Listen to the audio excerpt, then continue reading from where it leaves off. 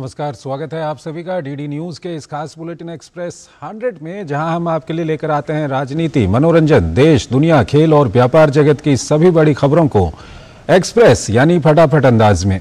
मैं हूं चंद्रशेखर जोशी। तो आइए शुरू करते हैं तेज खबरों का सिलसिला।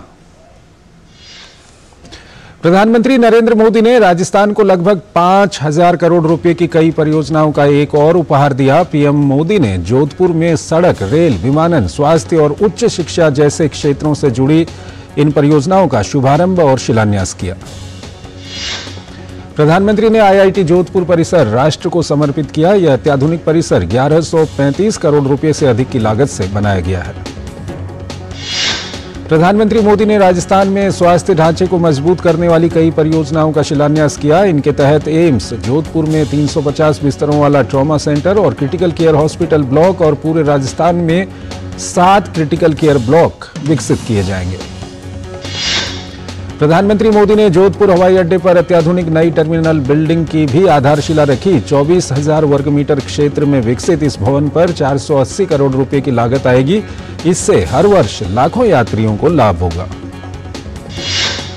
प्रधानमंत्री राजस्थान केंद्रीय विश्वविद्यालय में केंद्रीय उपकरण प्रयोगशाला, स्टाफ क्वार्टर और योग और खेल विज्ञान भवन भी राष्ट्र को समर्पित कर चुके हैं। पीएम ने राजस्थान केंद्रीय विश्वविद्यालय में केंद्रीय पुस्तकालय, 600 छात्रों की क्षमता वाले छात्रावास और छात्रों के लिए भोजन कक्ष की सुविधा की भी आधारशिला रखी। पीएम ने NH 125A पर जोधपुर रिंग रोड के कारवाड़ से डांगियावास खंड को 4 लेन बनाने सहित कई सड़क विकास परियोजनाओं की भी आधारशिला रखी। ये सड़क परियोजनाएं लगभग 1475 करोड़ रुपए की संचयी लागत से बनाई जाएंगी। प्रधानमंत्री ने 2 नई ट्रेन सेवाओं को भी हरी झंडी दिखाई। इनमें जैसलमेर को दिल्ली से जोड़ने वाली एक नई ट्रेन रुणीचा एक्सप्रेस और मारवाड़ जंक्शन को खामली घाट से जोड़ने वाली एक नई हेरिटेज ट्रेन शामिल है। राजस्थान को विकास की सौगात देने के बाद अपने संबोधन में पीएम मोदी ने कहा कि केंद्र सरकार राज्य के विकास के लिए लगातार तेजी से काम कर रही है। पीएम ने कहा कि केंद्र सरकार ने राजस्थान में रेलवे के लिए पिछली सरकार की तुलना में 14 गुना अधिक बजट आवंटित किया है। प्रधानमंत्री मोदी ने राजस्थान के जोधपुर में एक विशाल जनसभा को संबोधित किया। पीएम ने कहा कि सरकार ने तय किया है कि अब उज्ज्वला योजना की लाभार्थी बहनों को केंद्र सरकार की तरफ से गैस सिलेंडर सिर्फ 600 रुपये में मिलेगा। प्रधानमंत्री नरेंद्र मोदी ने राजस्थान के अशोक गहलोत सरकार पर राज्य की बदहाल व्यवस्था के लिए जिम्मेदार ठहराया। उन्होंने कहा कि कांग्रेस के शासनकाल में नशे का कारोबार बढ़ा है। प्रधानमंत्री नरेंद्र मोदी ने राजस्थान में लगातार बिगड़ते धार्मिक सौहार्द को लेकर भी अशोक गहलोत की सरकार पर निशाना साधा। उन्होंने कहा कि रामनवमी, हनुमान जयंती, परशुराम जयंती, कोई भी त्योहार ऐसा नहीं है जिसमें राजस्थान से पत्थरबाजी की खबरें न आती हों। पीएम मोदी का जनसभा स्थल पर शानदार स्वागत किया गया। लोगों ने पीएम मोदी का दिल खोलकर अभिनंदन किया। पीएम मोदी ने सभी का हाथ हिलाकर अभिवादन किया और इस प्रेम के लिए आभार जताया। प्रधानमंत्री नरेंद्र मोदी ने जबलपुर में 12,000 करोड़ से अधिक विकास परियोजनाओं का शुभारंभ किया। पीएम ने जिन परियोजनाओं का शुभारंभ और शिलान्यास किया वो सड़क, रेल, गैस पाइपलाइन, आवास और स्वच्छ पेयजल से जुड़ी हुई हैं। पीएम ने रानी दुर्गावती की 500वीं जयंती के मौके पर वीरांगना रानी दुर्गावती स्मारक और उद्यान का शिलान्यास किया। साथ ही पीएम ने दुर्गावती स्मारक डाक टिकट और सिक्के भी जारी किए। प्रधानमंत्री नरेंद्र मोदी ने इस मौके पर लोगों को संबोधित करते हुए मध्य प्रदेश के विकास को सराहा। पीएम ने कांग्रेस की पुरानी सरकारों पर भ्रष्टाचार का आरोप भी लगाया। पीएम मोदी ने इंदौर में लाइट हाउस प्रोजेक्ट के तहत निर्मित 1,000 से अधिक घरों का भी उद्घाटन किया। पीएम ने मंडला, जबलपुर और डिंडोरी जिलों में 2,350 करोड़ रुपए से अधिक की कई जल जीवन मिशन परियोजनाओं की आधारशिला भी रखी। पीएम मोदी ने सिवनी जिले में 100 करोड़ रुपए से अधिक की जल जीवन मिशन परियोजना राष्ट्र को समर्पित की। उन्होंने मध्य प्रदेश में सड़क बुनियादी ढांचे में सुधार के लिए 4,800 करोड़ रुपए से अधिक की कई परियोजनाओं का शिलान्यास किया। प्रधानमंत्री ने 1,850 करोड़ रुपए से अधिक की रेल परियोजनाएं भी राष्ट्र को समर्पित की। पीएम ने मध्य प्रदेश के युवाओं से विकास यात्रा को न रोकने का आह्वान किया। प्रधानमंत्री ने विजयपुर औरैया फूलपुर पाइपलाइन परियोजना को भी राष्ट्र को समर्पित किया। 352 किलोमीटर लंबी ये पाइपलाइन 1750 करोड़ रुपए से अधिक की लागत से बनाई गई है। प्रधानमंत्री ने मुंबई नागपुर झारसुगुड़ा पाइपलाइन परियोजना के नागपुर जबलपुर खंड की आधारशिला भी रखी। उन्होंने जबलपुर में करीब 147 करोड़ रुपए की लागत से बने नए बॉटलिंग प्लांट का भी लोकार्पण किया। पीएम मोदी ने पिछली सरकारों पर जनजातीय विकास की अनदेखी का आरोप लगाया। उन्होंने कहा कि उनकी सरकार ने जनजातीय समाज के कल्याण के लिए कई बड़े कदम उठाए हैं। दिल्ली में 2 दिवसीय आतंकवाद निरोधी सम्मेलन का उद्घाटन केंद्रीय गृह मंत्री अमित शाह ने किया। इस सम्मेलन में गृह राज्य मंत्री निशित प्रामाणिक, सभी राज्यों के एंटी टेरर स्क्वाड के साथ साथ पुलिस महानिदेशक, अर्धसैनिक बलों के प्रमुख, केंद्रीय खुफिया एजेंसी के प्रमुख हिस्सा ले रहे हैं। केंद्रीय वाणिज्य और उद्योग मंत्री पीयूष गोयल ने आबू धाबी निवेश प्राधिकरण के प्रबंध निदेशक शेख हमीद बिन जायद अल नहयान से मुलाकात की। दरअसल केंद्रीय मंत्री पीयूष गोयल 11वीं India UAE high level task force on investment बैठक की सह अध्यक्षता के लिए संयुक्त अरब अमीरात के 2 दिवसीय दौरे पर हैं। भाजपा के संस्थापक सदस्य और बिहार भाजपा की पहली पीढ़ी के नेताओं में से एक माने जाने वाले स्वर्गीय कैलाशपति मिश्र की 100वीं जयंती को पार्टी जन्म शताब्दी वर्षगांठ के रूप में मना रही है। इस मौके पर पटना में आयोजित कार्यक्रम में भाजपा के राष्ट्रीय अध्यक्ष जेपी नड्डा शामिल हुए। भाजपा के राष्ट्रीय अध्यक्ष जेपी नड्डा ने समारोह को संबोधित करते हुए कहा कि कैलाशपति मिश्र ने पार्टी संगठन के विस्तार के लिए सारा जीवन लगा दिया। उन्होंने समाज को आगे बढ़ाने का भी काम किया है। प्रगति मैदान के भारत मंडपम में आवासन एवं शहरी कार्य मंत्रालय की तरफ से शहरी स्थानीय निकायों के क्षमता निर्माण पर राष्ट्रीय कार्यशाला का आयोजन किया गया। केंद्रीय आवास और शहरी मामलों के मंत्री हरदीप सिंह पुरी ने कार्यक्रम को संबोधित किया।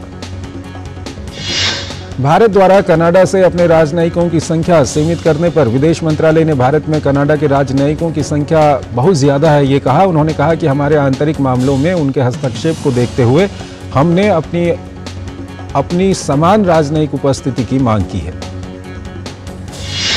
विदेश मंत्रालय ने कहा है कि दिल्ली, हैदराबाद और मुंबई में अफगानिस्तान दूतावास चालू है और मंत्रालय अफगान राजनयिकों के संपर्क में है। उन्होंने कहा कि पिछले सप्ताह दूतावास से सूचना मिली थी जिसमें संकेत दिए गए थे कि वो सितंबर के अंत में परिचालन निलंबित करने का इरादा रखता है। सिक्किम के मंगन जिले के डिक्चू में अचानक बादल फटने के कारण बाढ़ की स्थिति उत्पन्न हो गई है। बाढ़ प्रभावित इलाकों में बचाव अभियान जारी है। 100 से अधिक लोगों को पास के सरकारी स्कूल के राहत शिविर में पहुंचाया गया। सिक्किम में आई प्राकृतिक आपदा में लापता भारतीय सैनिकों की तलाश और बचाव का अभियान जारी है। भारतीय सेना के त्रिशक्ति कोर के जवानों के लापता होने पर बचाव और खोज अभियान चल रहा है। एक छोटा सा ब्रेक। शुरू करो, डालो बुनियाद, घर महल नजर आएगा। वंडर लाइए, वंडर अपनाइए, फर्क नजर आएगा। वंडर सीमेंट, फर्क नजर आएगा। स्वागत है आपका ब्रेक के बाद और आइए अब आगे बढ़ते हैं। तेलंगाना में आयकर विभाग ने बीआरएस विधायक मगंती गोपीनाथ से संबंधित ठिकानों पर छापेमारी की है। आईटी अधिकारियों की कई टीमें कुकुटपल्ली, माछीबाउली में उनके आवास और कार्यालयों समेत हैदराबाद के विभिन्न हिस्सों में छापे मार रही है।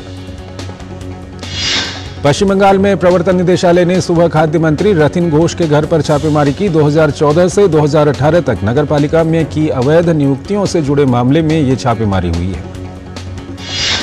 रथिन घोष के आवास के अलावा केंद्रीय जांच एजेंसी की 10 से 12 टीमों ने बाराहनगर, साल्ट लेक समेत कुल 12 जगहों पर छापेमारी की है। 2021 में तीसरी बार सत्ता में आने के बाद रथिन को ममता बनर्जी मंत्रिमंडल में जगह दी गई थी।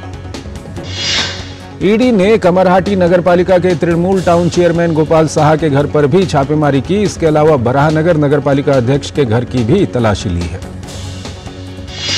आयकर विभाग की टीम ने उदयपुर शहर में नामी भू कारोबारियों के ठिकानों पर तलाशी की कार्रवाई शुरू की है। टीम की ओर से उदयपुर शहर समेत आसपास के इलाकों में 1 दर्जन से ज्यादा ठिकानों पर कार्रवाई की गई है। आयकर विभाग के अधिकारी इन ठिकानों पर जांच में जुटे हैं। सभी जगह पुलिस की तैनाती की गई है। उदयपुर शहर के गोवर्धन विलास, सेक्टर 14, हिरण मगरी और सेक्टर 11 में सर्च कार्रवाई की गई है। आयकर विभाग की टीम आज हैदराबाद में कई जगहों पर छापेमारी कर रही है। आईटी अधिकारियों की लगभग 100 टीमें उद्योगपतियों, व्यापारियों और ठेकेदारों के परिसरों की तलाशी ले रही हैं। आयकर अधिकारी कंप्यूटर, लैपटॉप और अन्य डिजिटल रिकॉर्ड की जांच कर रहे हैं। आयकर विभाग ने कुछ चिटफंड कंपनियों, वित्त कंपनियों और उनके निदेशकों के ठिकानों पर भी छापेमारी की है। ये छापेमारी कुकुटपल्ली, अमीरपेट, शमशाबाद और जुबली हिल्स जैसे इलाकों में हुई है। पश्चिम बंगाल के राज्यपाल सीबी आनंद बोस ने राज्य के बाढ़ प्रभावित इलाकों का निरीक्षण किया। इस क्रम में उन्होंने दार्जिलिंग जिले के सेवोके में बाढ़ की स्थिति का जायजा लिया। पश्चिम बंगाल के राज्यपाल सीबी आनंद बोस ने राज्य के बाढ़ प्रभावित इलाकों के निरीक्षण के बाद स्थिति पर चिंता जाहिर की और कहा कि यहां अनिश्चितता की स्थिति बनी हुई है। उन्होंने कहा कि स्थिति को सुधारने के लिए उपाय किए जा रहे हैं। मध्य प्रदेश की शिवराज सरकार ने महिलाओं को बड़ी सौगात दी है। अब वन विभाग को छोड़कर समस्त विभागों की जो भी सीधी भर्ती होगी उनमें 35% पद महिलाओं के लिए आरक्षित होंगे।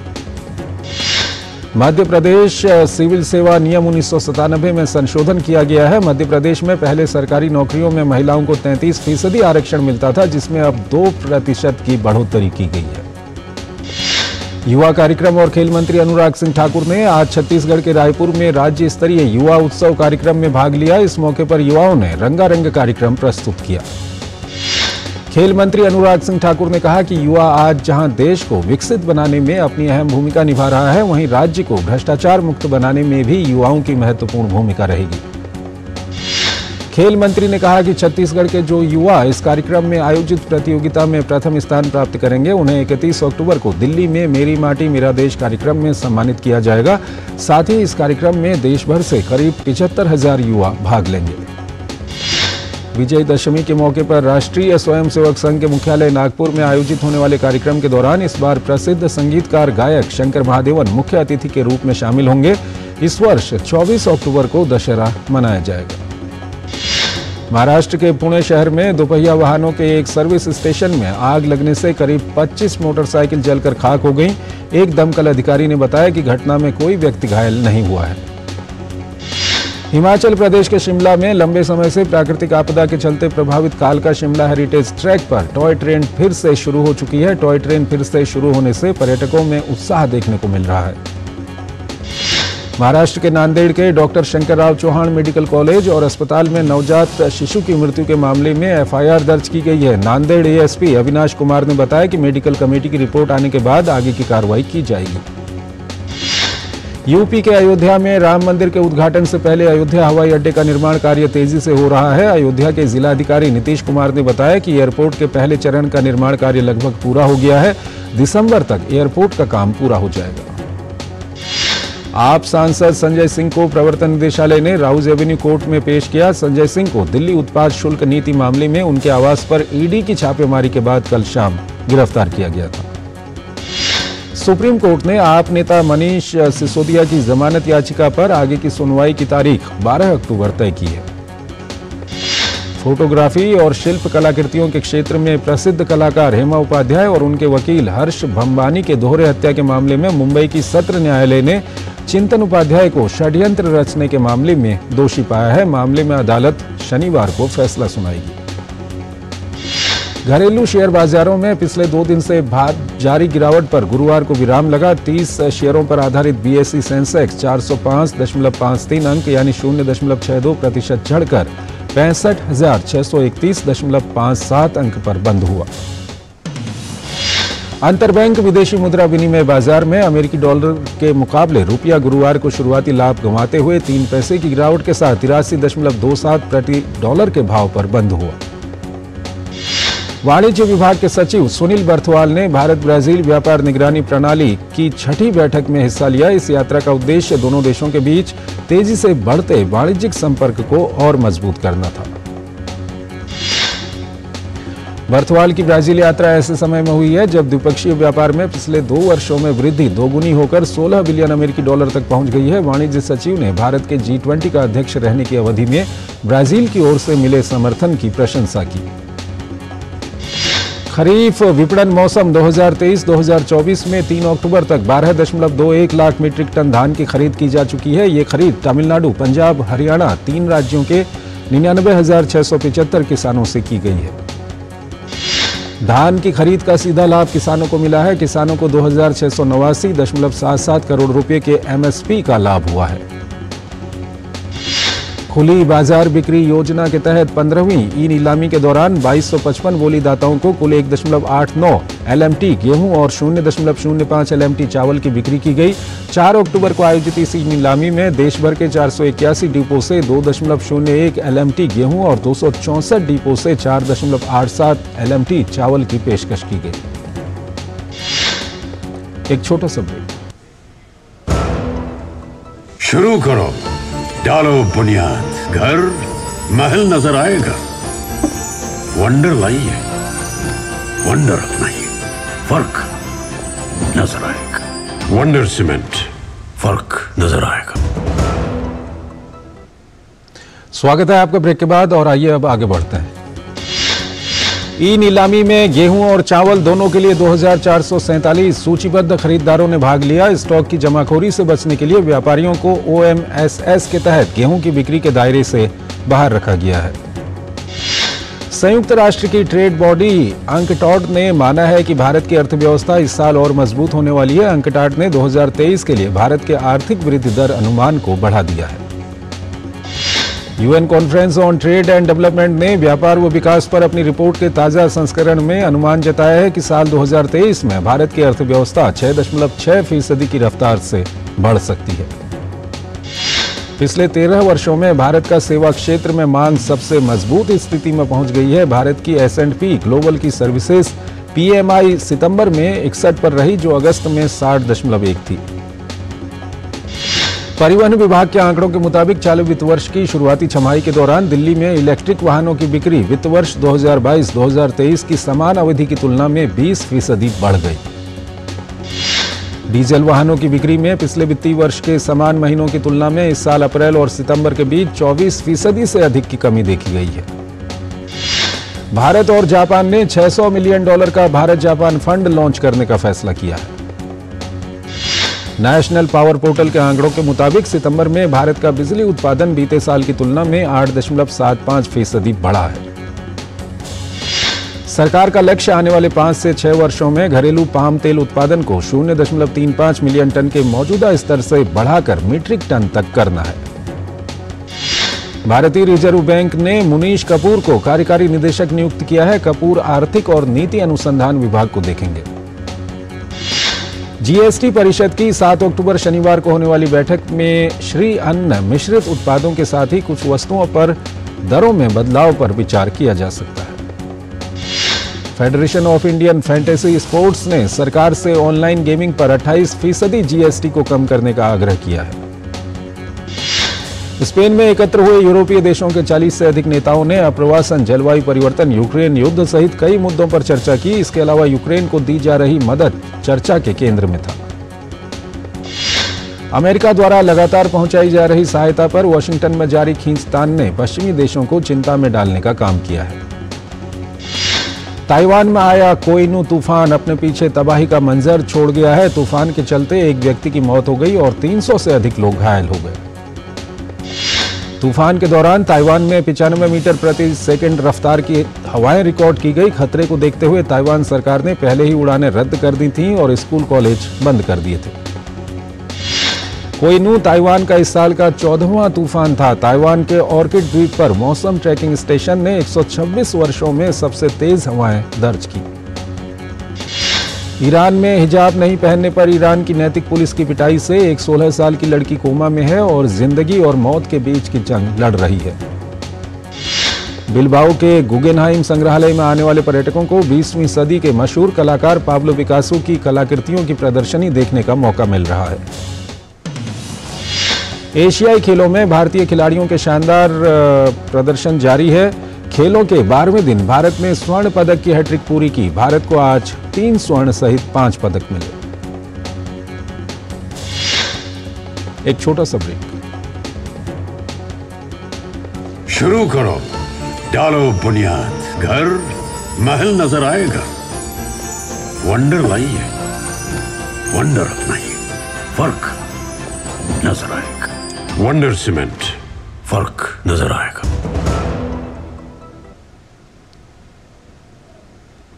आगे बढ़ते हैं। एशियाई खेलों में तीरंदाजी में ज्योति, सुरेखा, अदिति, गोपीचंद और परनीत कौर ने महिला कंपाउंड टीम स्पर्धा में स्वर्ण पदक जीतने में सफलता पाई। भारतीय तीरंदाज महिलाओं ने फाइनल में चीनी ताइपे को कड़े संघर्ष में 230-229 से हराकर स्वर्ण पदक अपने नाम करने में सफलता पाई। महिलाओं के बाद भारतीय तीरंदाजी पुरुष कंपाउंड टीम ने भी स्वर्ण पदक जीतने में सफलता पाई है। तीरंदाज ओजस देवताले, अभिषेक वर्मा, प्रथमेश जावकर की तिकड़ी ने गोल्ड पर कब्जा किया। पुरुष कंपाउंड टीम ने दक्षिण कोरिया को 235-230 के अंतर से हराकर ये स्वर्ण पदक अपने नाम किया। इससे पहले भारतीय पुरुष कंपाउंड टीम ने सेमीफाइनल में चीनी ताइपे को हराया था। स्क्वॉश में भारत को मिश्रित युगल में स्वर्ण पदक हासिल हुआ। भारत की दीपिका पल्लिकल और हरिंदर पाल संधू की जोड़ी ने देश के लिए ये स्वर्ण पदक जीता। बैडमिंटन में पुरुष एकल में भारत के एच.एस. प्रणॉय ने सेमीफाइनल में स्थान बनाकर पदक पक्का कर दिया। क्वार्टर फाइनल में उन्होंने मलेशिया के ली जी जिया को 21-16, 21-23, 22-20 से शिकस्त दी। इस जीत के साथ ही एच.एस. प्रणॉय का मेडल भी पक्का हो गया है। वो ऐसा करने वाले देश के दूसरे पुरुष बैडमिंटन खिलाड़ी बन गए हैं। सात्विक साईराज और चिराग शेट्टी की जोड़ी ने एशियाई खेलों के बैडमिंटन पुरुष युगल सेमीफाइनल में प्रवेश कर लिया है। स्क्वॉश में पुरुष एकल के फाइनल में सौरव घोषाल को हार का सामना करना पड़ा है। उन्हें रजत पदक से ही संतोष करना पड़ा। कुश्ती में भारत की पहलवान अंतिम पंघाल ने कांस्य पदक हासिल किया। रिपेचेज मुकाबले में अंतिम ने महिलाओं के 53 किलोग्राम भार वर्ग में मंगोलिया की पहलवान को हराया। पीवी सिंधु का एशियन गेम्स का सफर क्वार्टर फाइनल में ही खत्म हो गया। भारतीय महिला हॉकी टीम को एशियाई खेलों के सेमीफाइनल में चीन के हाथों हार का सामना करना पड़ा है। भारतीय पहलवान नवीन को पुरुषों के ग्रीको रोमन 130 किलोग्राम भार वर्ग के मुकाबलों में हार का सामना करना पड़ा है। भारतीय पहलवान पूजा गहलोत को हार का सामना करना पड़ा है। साउथ स्टार जोसेफ विजय और संजय दत्त अभिनीत फिल्म लियो का हिंदी ट्रेलर रिलीज हो गया है। इस फिल्म का निर्देशन लोकेश कनकराज ने किया है। साउथ के मशहूर अभिनेता JR&TR और डायरेक्टर प्रशांत नील एक पैन इंडिया फिल्म के लिए एक साथ आ रहे हैं। इस फिल्म की शूटिंग की शुरुआत अप्रैल 2024 से होगी। साउथ के बेहतरीन अभिनेता वेंकटेश और नवाजुद्दीन सिद्दीकी की नई फिल्म सेंधव की रिलीज डेट आ गई है। ये फिल्म अगले साल संक्रांति के मौके पर 13 जनवरी को रिलीज होगी। सुपरहिट फिल्म सन ऑफ सरदार के सीक्वल की तैयारी शुरू हो चुकी है। एक बार फिर मुख्य किरदार में अजय देवगन, वहीं विलन के किरदार में सनी देओल नजर आ सकते हैं। Blockbuster superhit film Baahubali, KGF और पुष्पा के बाद जूनियर NTR की देवरा दर्शकों के सामने आ रही है। ये फिल्म उनकी 30वीं फिल्म होने वाली है। सिनेमा घरों के बाद अब गदर 2 OTT पर धमाल मचाने के लिए तैयार है। ये फिल्म 6 अक्टूबर को ZEE5 पर रिलीज होगी। तो इस बुलेटिन में फिलहाल इतना ही। आप बने रहिए DD न्यूज के साथ। नमस्कार।